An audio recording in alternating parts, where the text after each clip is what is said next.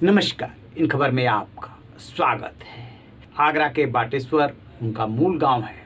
वहां से उनके दादाजी श्यामलाल वाजपेयी मुरैना में शिफ्ट हो गए थे और उनकी प्रारंभिक शिक्षा दीक्षा वो ग्वालियर में हुई थी। उसके बाद कानपुर के डीएवी कॉलेज में और फिर लखनऊ स्वदेश के वो संपादक रहे। उनके बारे में अनगिनत किस्से हैं। बेबाक थे, बोलते थे। बीजेपी में रहते हुए भी एक राजनेता के रूप में उनकी एक्सेप्टेंस सभी दलों में थी।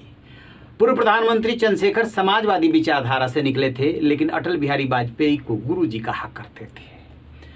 तो उन्हीं किस्सों में से एक किस्सा है कि 1991 में जब चंद्रशेखर जी प्रधानमंत्री थे और बीच में ही उनकी सरकार चली गई थी, देश की आर्थिक स्थिति बहुत खराब थी।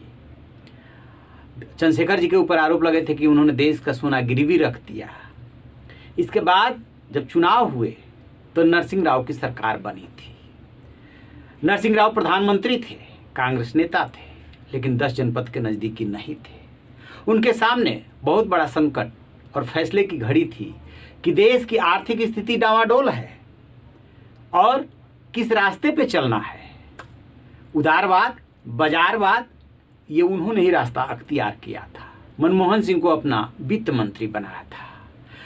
मनमोहन सिंह जो 10 साल बाद में देश के प्रधानमंत्री रहे, वही वित्त मंत्री जिन्होंने देश को उदारवाद के रास्ते पे चलाया। जब उन्होंने अपना पहला बजट पेश किया, तब विपक्ष के नेता थे अटल बिहारी वाजपेयी। उन्होंने जम के संसद में उनके बजट की, उनके भाषण की आलोचना की, धज्जियां उड़ा दी। मनमोहन सिंह राजनेता नहीं थे, अभी भी है वो, उस समय की बात कर रहे हैं इसलिए थे लगा रहे हैं। राजनेता अभी भी वो नहीं है। उनकी ईमानदारी और सज्जनता पे विपक्षी भी आज तक सवाल नहीं उठा पाए। उन पे ये आरोप लगते हैं मनमोहन सिंह पे कि प्रधानमंत्री के रूप में वो एक कमजोर प्रधानमंत्री रहे, 10 जनपद से निर्देश लेते रहे, लेकिन ईमानदारी और सज्जनता पे किसी ने सवाल नहीं उठाया। अमेरिका के तत्कालीन राष्ट्रपति ओबामा ने कहा था उनके बारे में कि जब मनमोहन सिंह बोलते हैं एक अर्थशास्त्री के रूप में, तो पूरी दुनिया सुनती है।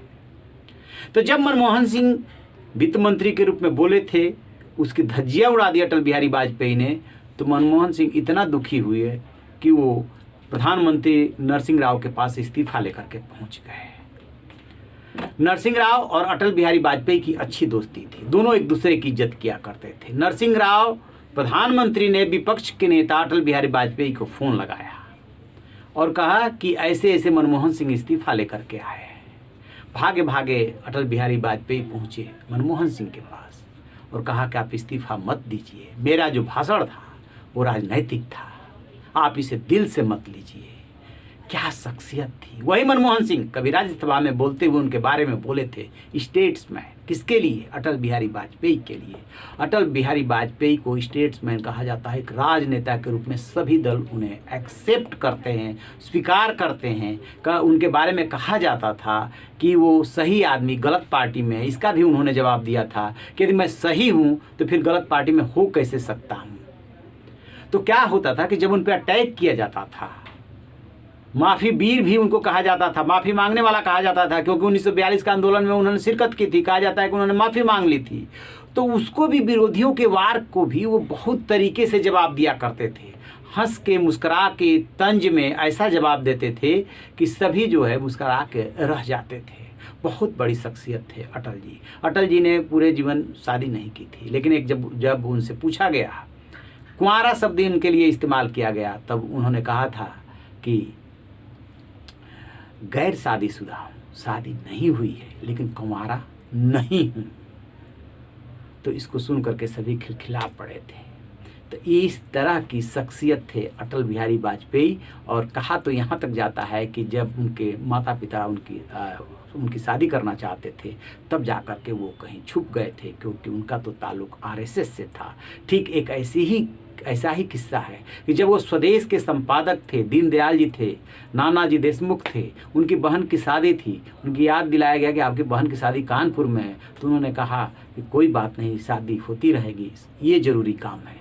ये बात कहते हैं कि नानाजी देशमुख ने दीनदयाल उपाध्याय जी को बताई, तब जाकर के दीनदयाल उपाध्याय जी ने उनको कानपुर जाने की व्यवस्था की और कहा कि कानपुर तुरंत पहुंचो, इस मामले में कोई तुम्हारी तर्क और तुम्हारा तर्क वितर्क नहीं सुना जाएगा। तब जाकर के अटल बिहारी वाजपेयी अपनी बहन की शादी में शिरकत किए थे। ऐसा ही एक किस्सा और है कि वो अपने पिताजी के साथ डीएवी कॉलेज से लॉ किए थे, दोनों एक ही हॉस्टल में रहते थे।